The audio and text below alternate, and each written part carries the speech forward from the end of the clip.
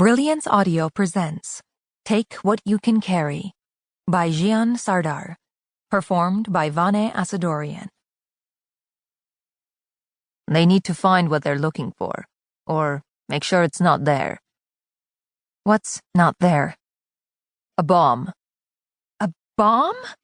Not so loud, he says as they enter the airport. I want a bed, not a cell. Everything now makes sense. Through the window, the plane is still far removed, kept at a distance on the tarmac. Threat, Delan says when the airline finally fills them in. Keyword, bomb, threat. So really, there was no bomb. He says this like someone mentioning it wasn't chocolate in a cookie, but carob. Surprise. I thought pigeons, she says. Half his mouth lifts in a smile. The way you see the world.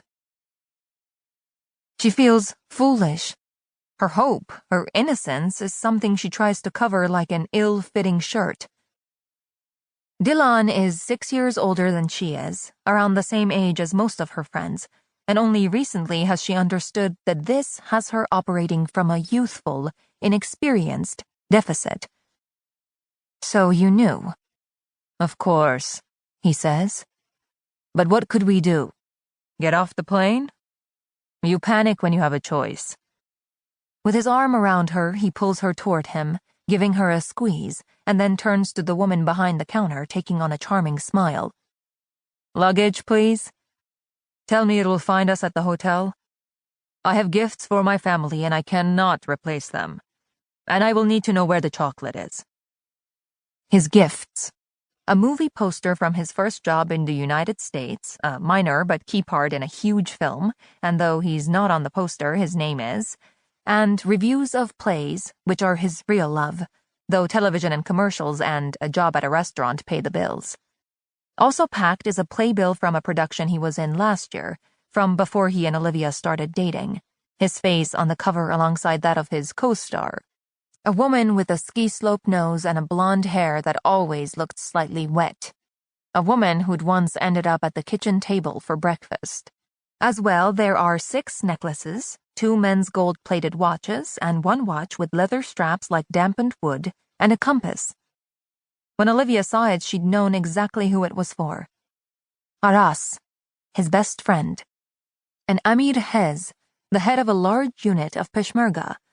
Those who face death. He's told her of the word Peshmerga's meaning. We grew up next door. He's been there since the start. If I show him a scar, he remembers the blood. And we have to pay for the hotel? Olivia now asks. Already she's adding up the cash in her wallet. In the Paris airport, she'd spend far too much on a Christmas ornament of the Eiffel Tower, but all things Christmas are her weakness. She's been known to sing carols in July and to carry around a small twig of fir tree to convince herself of another place and time. A bomb threat can happen to any airline, the woman says, eyes on the line behind them. Like a blizzard. We don't pay for that either. A glance at Delan. Your luggage will get to you at some point. Don't worry. And there's no flight soon to Beirut? Olivia asks. It's a war there. They close early. The perfume. Olivia thinks of it again. From where she stands at the counter, she looks back toward the plane, feeling the scent that was to mark this trip left behind. Its absence twists with meaning, and there's an illogical worry within her that what's to come are days that were never meant to happen.